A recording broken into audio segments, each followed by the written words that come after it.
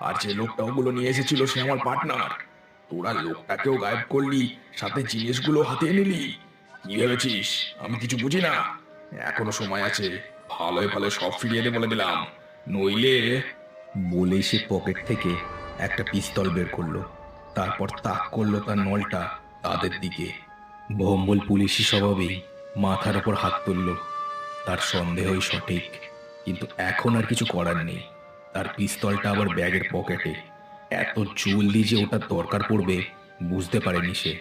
নরেশ কিন্তু তখনও একই রকম ভাবে ভেড়া চাকা খেয়ে দাঁড়িয়ে রয়েছে। কি হলো? বল কোথায় লোকটা, আর কোথায় সরিয়েছিস জিনিসগুলো? বল। ওরে বাপু, আমি জানলে তো বলবো।